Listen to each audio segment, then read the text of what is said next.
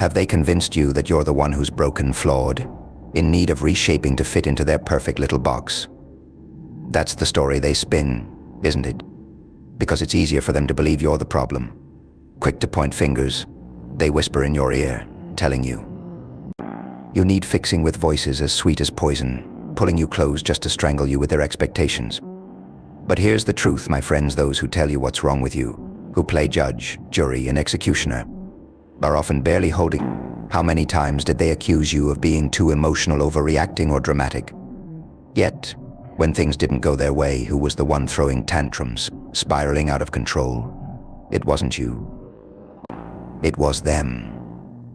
The very people who labeled you the problem fell apart the moment they lost their grip on you. And there it is, the real issue wasn't your flaws, but their own need to control, to shape you into something that served their ego. Oh, how they despised it when you stopped playing along, when you refused to be the villain in their story. And as you pulled away, they unraveled, left with only their own reflection, a sight they couldn't bear.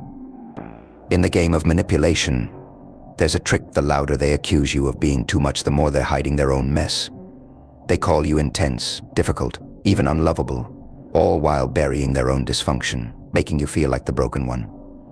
But the rules are set against you. Twist yourself as you might, it would never be enough, because they never wanted you to be enough. They wanted you to keep chasing, to stay questioning yourself so you'd never question them. But when you finally saw the game for what it was, their house of cards came crashing down. And they hated that. They labeled you too dramatic. Yet look at them now, lashing out in tantrums because they can no longer control you. They called you too emotionalers. But when the tables turned, who begged for the sympathy they never offered you? They rewrite history, twist the narrative, all to avoid admitting the truth. It was never you. You weren't the problem. Their insecurities, their lack of control, their inability to own their issues, that's what tore them apart, not you. They needed a scapegoat to avoid facing their own storm. But the storm was always theirs, born of their own unaddressed chaos. And now, after pushing you away and blaming you for everything, they're left alone with that storm. The cracks are showing. The facade is crumbling. And soon they'll face the truth they've run from. You see, they needed you to stay small, broken, easy to control, because when you refused to change, you held up a mirror to their own insecurities. Now they sit among the ruins of their own lies, their own manipulation, with no one left to blame.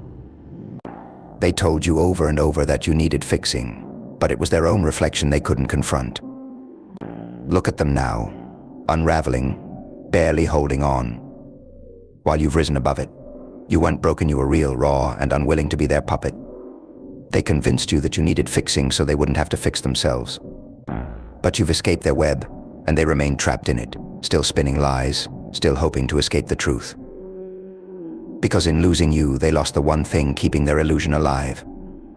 Now they're left with only their emptiness, a fate far harsher than any blame they tried to place on you. And here's the irony, the very ones who said you couldn't keep it together are now coming undone, thread by thread, as the truth bears down on them. It's funny, isn't it? The louder they shout about your flaws, the more they reveal their own. And now, as they sit in the emptiness they tried so hard to avoid, they can't outrun the truth. The storm they stirred, the chaos they crafted, all of it circles back, crashing over them like a wave.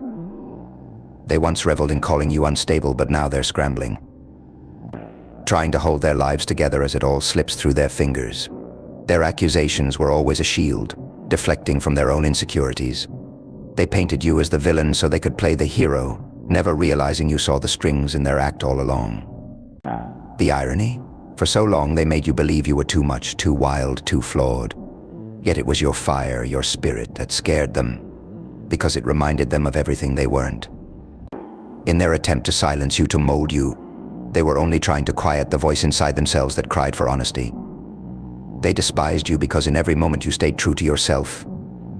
You exposed the lie they were living. Now, as they're left without you, they can feel the weight of their own missteps, their own need for control. They told you to change, to shrink, to be easier to love, never once realizing it was them who had no space for real love, no courage for vulnerability. You were not the broken one they were. But acknowledging that would mean they'd have to face themselves, to look directly into the flaws they buried and the fears they refused to name. And here's the truth. sharper than any accusation they threw your way in losing you. They've lost the stability they pretended to have. Their life, once crafted on your obedience, is left exposed and trembling, without you as their scapegoat to hide behind. They may try to rebuild their walls, but the cracks are there, glaring, refusing to be ignored. So now, as they watch you thrive, free from their twisted web, they come face to face with the emptiness they hope to mask with you as their cover. They made you believe you needed them, that you were lucky they'd stayed as long as they did. But look at who's left standing now, whole, unbroken, while they're tangled in the lies they spun. You see, without you, their illusion falters. The story they built around you of needing to fix you, to help you, was never about you at all. It was always about them. And now, with you gone, there's nowhere left for them to hide from the truth. And here they are, left alone with the uncomfortable silence that follows the collapse of their facade. They'd grown so used to the sound of their own stories, the tales they spun about you being the problem, that now, with no one to project onto, they're haunted by their own emptiness.